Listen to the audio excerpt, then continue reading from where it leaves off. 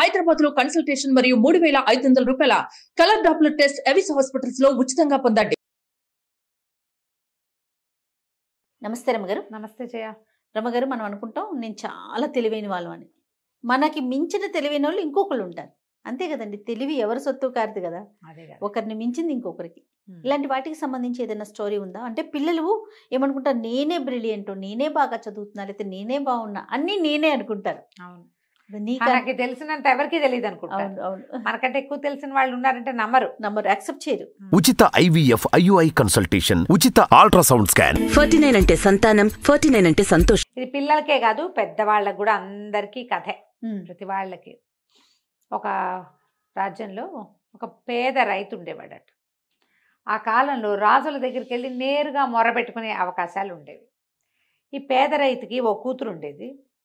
పంటలు పండకపోవటము, పండిన పంట చేతికి రాకపోవటము, సమయానికి అదునుకి వ్యవసాయం సరిగ్గా కుదరకపోవటం, ఏవో దిగుళ్ళు.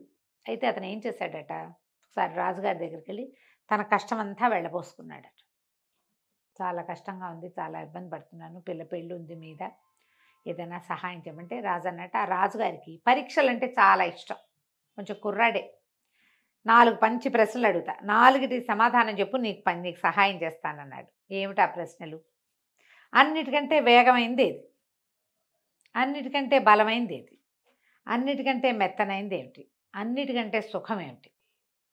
ఈ 4టికి సమాధానం చెప్పన్నాడు. ఊహించుకుంటూ ఉన్నాడు పేదవాడు. ఏం చెప్తాడు సమాధానం? రాజు అత్యంత తెలివైనవాడు. ఆయన గుణించుకుంటూ ఆ ప్రశ్నలు 4 మననం చేసుకుంటూ ఇంటికి వచ్చాడు. దిగాలుగా కూర్చున్నాడు. సహాయం చేయమంటే ప్రశ్నలు అడిగితే ఎట్లాగా? సరే, అక్కడి నుంచి కూతురు మంచినీళ్ళు తెస్తుందో, 17 ఏళ్ళు ఉంటాయి పిల్లకి. నీళ్ళ బిందె మోసుకొస్తూ, ఏ నాన్న మొహం వెళ్ళాడేసావు, ఏమైంది, ఎందుకు అట్లా ఉన్నావు, ఏమిటి అని అడిగింది.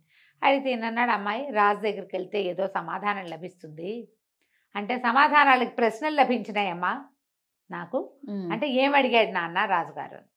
ఏం అడిగాడంటే ఈ 4 అడిగాడు. అసలు ఇందులో ఏముంది నాన్న, ఇందులో ఏముంది, అవేం కఠినమైన ప్రశ్నలు కాదే. అన్నిటికంటే వేగవంతమైంది ఏది? గాలి. గాలి అన్నిటికంటే వేగవంతమైంది. అన్నిటికంటే బలమైంది ఏది? భూమి. అన్నిటికంటే బలమైంది. నువ్వు ఎంత పెద్దది పడేసినా భూమి ఏమవుతుంది, అలాగే ఉంటుంది. భూమికి బలం ఎక్కువ, అంతే. అయిందా? అన్నిటికంటే మెత్తనైంది ఏది? చెయ్యి. ఎవడి చెయ్యి వాడికి. నువ్వు ఎంత అద్భుతమైన దిండు పెట్టుకున్నా తల కింద వాడి చెయ్యి పెట్టుకుంటాడు ఎవడైనాను. చేతి మెత్తదనమే కావాలి అంటే అదే కదా అన్నిటికంటే మెత్తది. నువ్వు అద్భుతమైన దిండు, హంసరెక్కలతో చేసిన దిండు పెట్టావు, కాసేపు ఇట్ట పడుకుంటాడు, పక్కకి తిరగగానే ఆటోమేటిక్గా ఏమవుతుంది, మన చెయ్యి మన తల కిందకు వచ్చేస్తుంది. ఎవడికి చెయ్యి వాడికి మెత్తగా ఉంటుంది. అది బక్కది కావచ్చు, లావుది కావచ్చు, అంతే కదా. అక్కడి నుంచి ఆఖరి ప్రశ్న ఏమిటి? అన్నిటికంటే సుఖవంతమైంది నిద్ర. దేంతోటి సమాధాన పడిన దుఃఖం కూడా నిద్రలో పోతుంది. నిద్రే కదా సుఖం. అంతే అంతే అన్నది అనేసరికి ఆశ్చర్యపోయాడు. ఆ అమ్మాయి రాజుగారు పెద్ద ప్రశ్నలు ఇచ్చాడు అనుకున్నా, భలే సులువుగా చెప్పేవే, సరే రేపు వెళ్ళి చెప్పేసి ఏమైనా పట్టుకొస్తానన్నాడు. మర్నాడు మళ్ళీ రాజుగారి దర్శనానికి పోయాడు. చెప్తే ఆయన ఆశ్చర్యపోయాడు. అబ్బా భలే సులువుగా చెప్పేవే, నువ్వే చెప్పావా ఈ సమాధానాలనండి అని అడిగాడు. నువ్వే చెప్పేటట్టే నిన్నే చెప్పేవాడు. ఆయన ఏమన్నాడు, నేను చెప్పలేదు నాయన మహారాజా, నేను చెప్పలేదు, నా కూతురు 17 ఏళ్ళది, పిల్ల చెప్పింది అనగానే ఈయనకి అమ్మాయి మీద సరదా వచ్చింది. సరే అయితే ఓ పని చెయ్యి, నీకు బహుమానానికి ఏముంది, నీకు సహాయమేగా చేస్తాను నేనని ఒక అంత దూదిపోత పోగు ఒకటి ఇచ్చాడు, దారపోగు. దీంతో ఒక ఉత్తరీయం నేసి సిద్ధంగా పెట్టమని రేపు పొద్దున వచ్చి తీసుకుంటా, మీ ఇంటికి వచ్చి నీ బహుమతి కూడా ఇస్తా అన్నాడు. ఇంత పోగుట ఒక పోగుతో రిటర్న్ ఇస్తారు. సరే ఆ పోగు మోసిపోయాడు ఇంటికి. ఏం తెచ్చావు నాన్న అని అడిగింది కూతురు. ఏం తెస్తానమ్మా, రాజుగారు సంతోషించాడు, మంచి సమాధానాలు చెప్పావన్నాడు, నీ తెలివితేటలను మెచ్చుకున్నాడు, ఈ దారపోగు చేతబుచ్చుకో, ఈ పోగుతోటే ఆయనకి ఒక ఉత్తరీయం తీసి పెడితే వచ్చి తీసుకుంటానన్నాడు. అనేసరికల్లా అమ్మ ఏం చేసింది, పక్కపక్కన విన్న దారపోగు అటు ఇటు తీసి ఓ చీపురు పుల్ల చేతికి ఇచ్చి, నాన్న ఈ చీపురు పుల్ల తీసుకెళ్ళి రాజుగారింటికి, దీంతో ఒక రాట్నం చేసి ఇవ్వమని, ఆయన్ని మగ్గం రాట్నం కాదు ఒక మగ్గం చేసి ఇవ్వమని, చేయించి ఇవ్వమని. ఈ చీపురు పుల్లతో మగ్గం చేయిస్తే నిమిషంలో నేస్తాను, ఈ పోగుతో నిమిషంలో నేస్తానని చీపురు పుల్ల ఇచ్చి నాన్నని మర్నాడు పంపించి. రాజుగారు చీపురు పుల్ల చూసుకున్నాడు. ఆయనకు అర్థమైంది పిల్ల ఇది ధీటైంది తనకి. సరే ఏమన్నాడు, అబ్బా మీ అమ్మాయి తెలివిగలది, సరే ఇంకొక మాట చెప్తా అని 100 కోడిగుడ్లు ఇప్పిస్తా, రేపొద్దుటికి 100 పిల్లల్ని చేసి ఇవ్వమను, 100 పిల్లల్ని చేసి ఇవ్వమను అనేసరికి ఏం చేయాలి? అరే 100 కోడిగుడ్లు పట్టరా అన్నాడు. ఒక పెద్ద బుట్ట నిండా 100 కోడిగుడ్లు పెడితే అవి తెచ్చి రైతుని ఎత్తుని పెట్టారు, ఇంటి పట్టుకోవాలి. వాడు ఒక్క రోజులో ఎట్టా పొదుగుతారు? పైగా కోడి పిల్లల్ని మనుషులు పొదగటమేమిటి? అక్కడి నుంచి గుడ్లు మోసుకుపోయాడు, ఇంటికి వెళ్ళాడు, గుడ్ల బుట్ట దించాడు.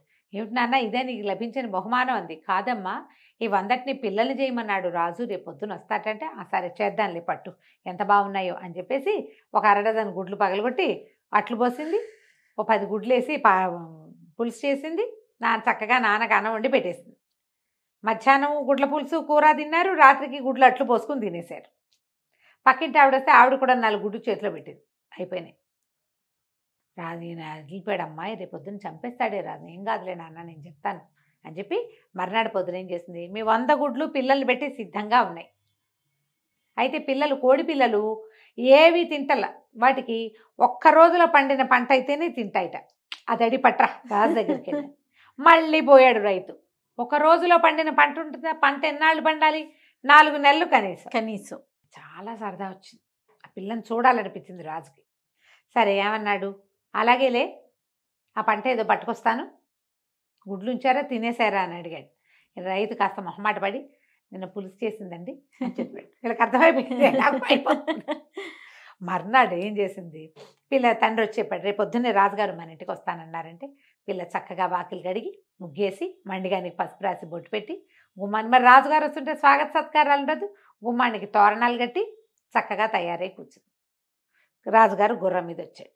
ఆ గుర్రంతో గుమ్మానికి ఎదురుకుండా నిలబడ్డాడు. పిల్ల అతన్ని చూసి స్వాగతించడానికి ఒక్క అడుగు బయటకు వేసి నుంచింది. అమ్మాయి మీ ఇంటికి వస్తున్నాను, మీ ఇంటి నుంచి వెళ్తున్నానని చెప్పు అని అడిగాడు. పిల్లంది, మరి నేను గుమ్మంలో నుంచి బయటకు వస్తున్నానా లోపలికి వెళ్తున్నానో చెప్పండి మీరు. ఒక కాలు ఇటు ఒక కాలు అటు ఉన్నాయి, అది వెళ్తున్నట్టా వస్తున్నట్టా? అంతే అంతే కదా. ఆయన నవ్వొచ్చింది, ఎంత తెలివి, ఇలా మట్టి కొంపల్లో పూరిపాకల్లో ఉండిపోవటమా అనిపించి ముందు రైతుకి కొన్ని ఎకరాల భూమి కొంత మాన్యము ఇప్పించాడు. తర్వాత వీళ్ళ ఇంటికి 2-3 సార్లు రాకపోకలు చేసి ఈ పిల్లని పెళ్లి చేసుకున్నాడు. ఇంత తెలివైన పిల్ల ఎక్కడ ఉండాలి? రాజాంతపురంలో ఉంటే రాజ్యాన్ని చక్రం తిప్పేటప్పుడు పక్క నుండి సహాయం చేస్తుంది. తెలివితేటలు ఇట్లా మట్టి కొట్టుకుపోకూడదని ఆ పిల్లని పెళ్లి చేసుకున్నాడు.